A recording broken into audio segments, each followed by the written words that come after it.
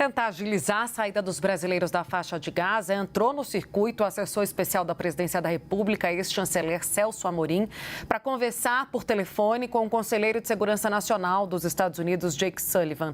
Quem traz detalhes da conversa é o Theo Cury e todos os esforços, Theo, que têm sido feitos também pelo Itamaraty, pelo presidente Lula. O que a gente já tem de informação? Quanto que a gente já caminhou, Theo Cury?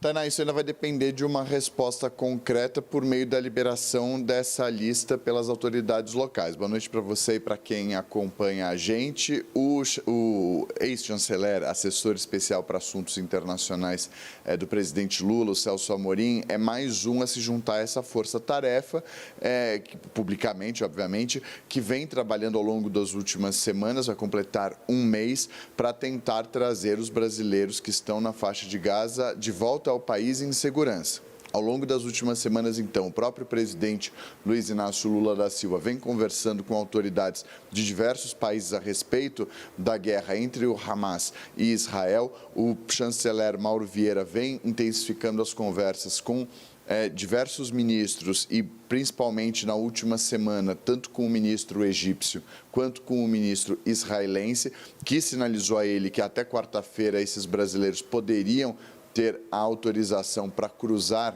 a fronteira entre a faixa de Gaza e o Egito, a passagem de Rafah. E agora Celso Amorim também entra não porque ele já está desde o começo, mas ele conversa com o Conselheiro Nacional de Segurança dos Estados Unidos, o Jake Sullivan, para fazer um apelo para que os Estados Unidos ajudem e entrem em campo também para que os brasileiros consigam deixar essas duas cidades, tanto de Khan Yunis quanto de Rafah, que vem sendo alvo de bombardeios das tropas israelenses ao longo das últimas semanas. Khan Yunis, por exemplo, que foi bombardeada recentemente e que teve a comunicação interrompida e a energia caída, derrubada por conta desses bombardeios israelenses. A previsão que foi passada ao chanceler brasileiro, ao ministro das Relações Exteriores, Mauro Vieira, pelo ministro das Relações Exteriores de Israel, é de que os brasileiros possam até quarta-feira deixar a passagem de Rafah e chegar com segurança ao Cairo, que é onde uma aeronave da Presidência da República os aguarda para trazê-los de volta ao Brasil. Então, por enquanto, ainda nenhuma definição, mas uma intensificação dos esforços e das negociações por parte das autoridades brasileiras.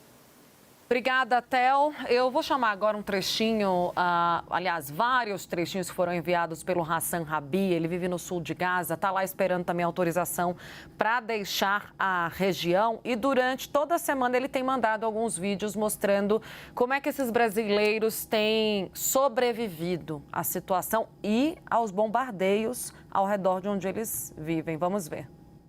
Acabou de cair uma bomba atrás desse prédio.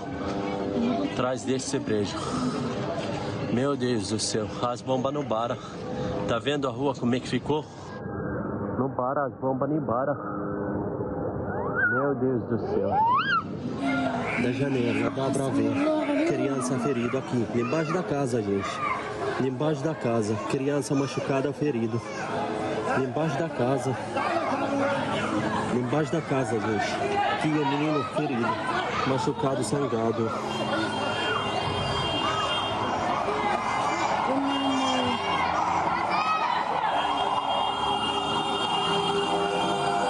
Chegou o resgate chegou.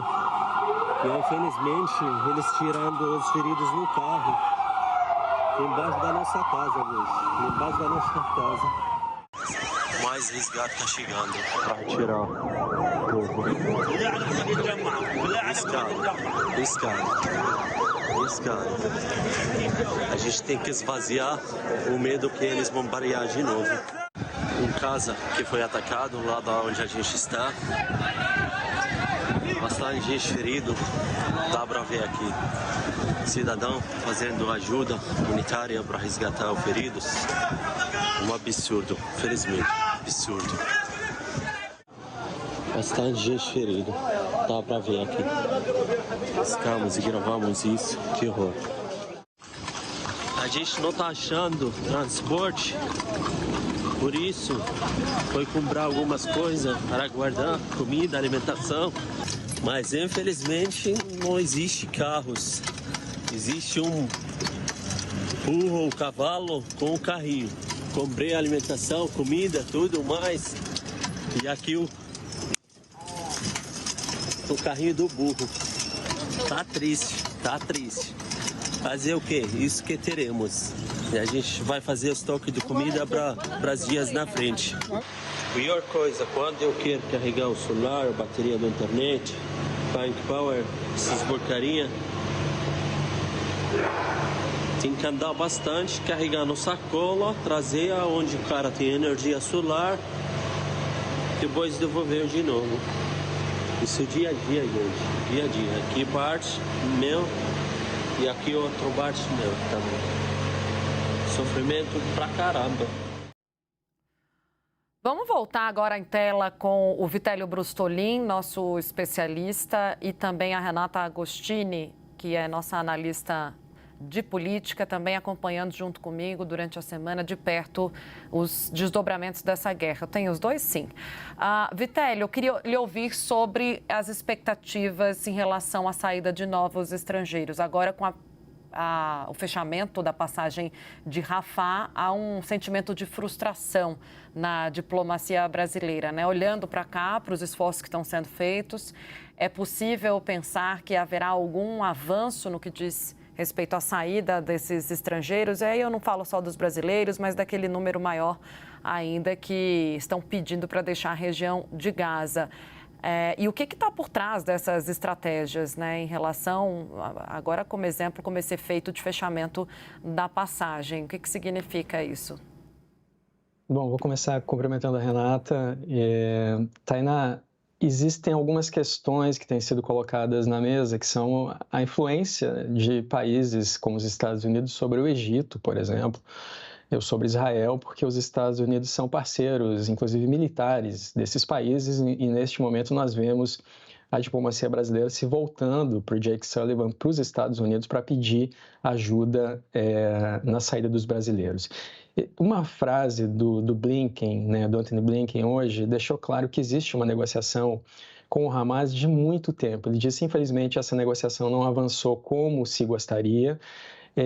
E ontem a diplomacia dos Estados Unidos revelou que havia uma condição, Tainá, para que junto com os estrangeiros e pessoas de dupla cidadania da faixa de Gaza, saíssem da faixa de Gaza os feridos palestinos, o que todo mundo considerou muito coerente. Mas quando foram olhar a lista desses feridos palestinos, 1/3 era de terroristas do Hamas. E aí tudo isso travou a negociação para a saída das pessoas pelo Egito. Há pouco vocês mostraram uma ambulância que foi alvejada no sul da faixa de Gaza porque Israel alegou que ali dentro havia terroristas do Hamas. Então nós percebemos esse jogo do Hamas fechando, porque o Hamas ainda controla toda a faixa de Gaza, ou pelo menos a parte sul nesse momento, já que a cidade de Gaza está cercada por Israel.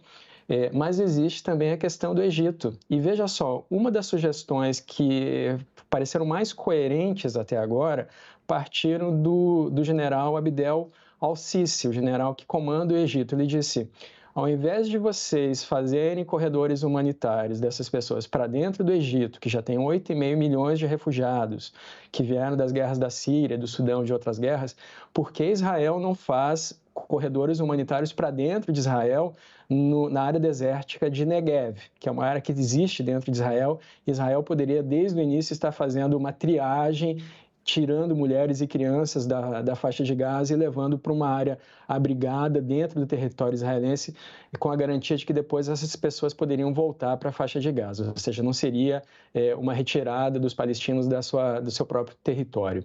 Então, o general al-Sisi fez esse comentário. Existe ali um portão, do lado do portão de Rafah, existe um outro que faz uma tríplice fronteira entre a faixa de Gaza, Israel e o Egito, que é o portão de Kerem Shalom. As pessoas poderiam sair por ali poderia haver uma revista dessas pessoas para garantir que não saísse armamento e para garantir que não sairiam também terroristas, mas isso não foi feito, mas ainda pode ser feito. Essa seria uma solução viável, Tainá. Renata, vamos fazer um bate-bola aqui com o Vitélio, então fica à vontade se quiser fazer alguma pergunta. Ótimo. Não, dois aspectos, né? Essa outra solução que se coloca, Vitali, essa sugestão, na verdade, né? É de que se pense num outro tipo de passagem, porque a gente está desde o início falando da passagem de Rafah como se fosse, tratando como se fosse a única forma de fazer a retirada dessas pessoas, mas há outros caminhos que podem ser explorados, como esse que você cita. Nesse momento, Israel tem sido muito criticado por...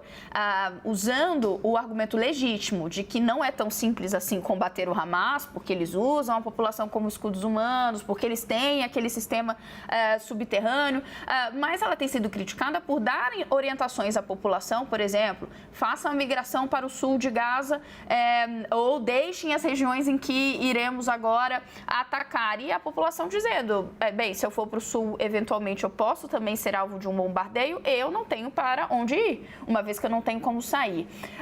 Como você avalia a reação de Israel até o momento a essas críticas e essas pressões?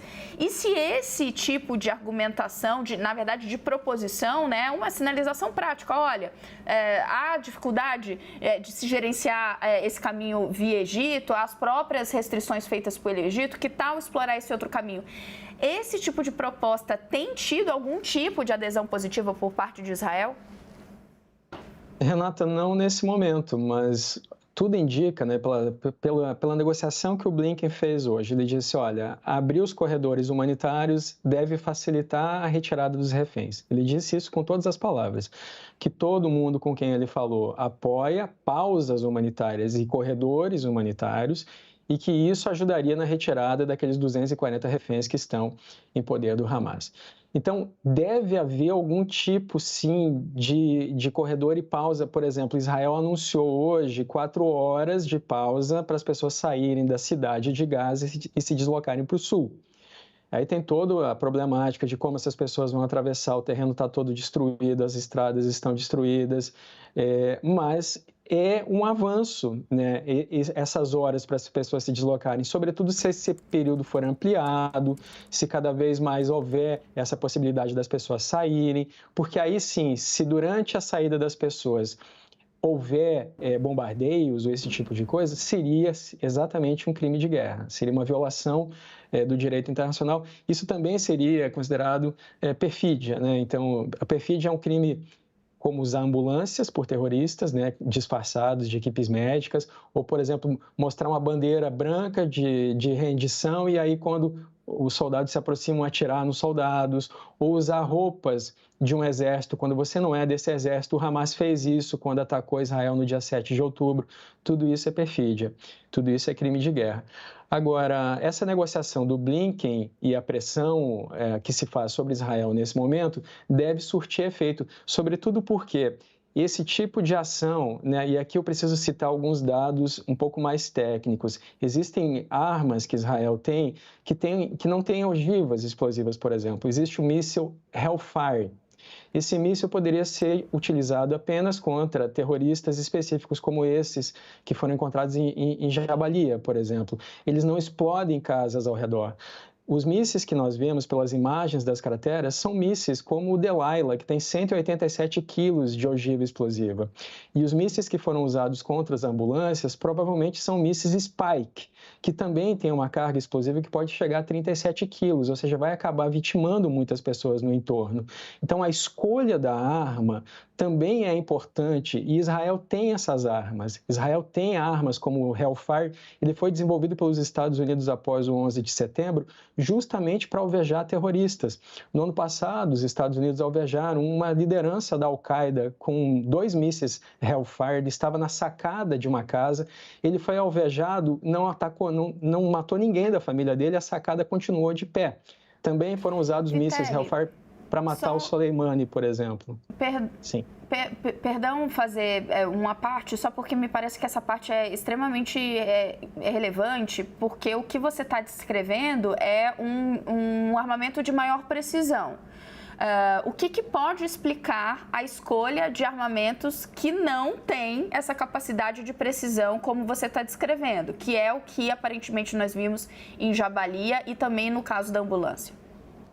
Renata, esses ataques, eles são feitos dentro de centros de comando e controle. Esses centros estão lá em Tel Aviv, estão a uma distância muito grande da faixa de Gaza, há câmeras. Nos centros de comando e controle existe uma equipe multidisciplinar, inclusive com advogados de direito internacional, que autorizam determinados ataques, como esse, por exemplo, na ambulância ou em Jabalia. E em todos esses casos, você tem que ter justificativa. Por exemplo, em Jabalia, deve haver uma justificativa de Israel de ter usado mísseis tão poderosos que acabaram vitimando 50 pessoas no entorno dos terroristas. Talvez os terroristas estivessem em túneis, talvez estivessem em alguma parte do edifício que não fosse possível utilizar um armamento mais leve, porque há armas de Israel, como o GBU-72, por exemplo, que é um míssil anti-bunker, que ele tem sensores que conseguem verificar quantos andares ele perfura antes de explodir. Então, tudo isso tem que ser justificado. Uma investigação de uma organização internacional, a ONU, pode chegar a respostas sobre se houve crime de guerra ou não. E é preciso que as pessoas saibam que as investigações geralmente começam dentro dos exércitos. Por exemplo, em 2010, Israel investigou e puniu a ação de 2 militares israelenses que tinham usado fósforo branco, que é uma arma química, dentro da faixa de Gaza, em 2009.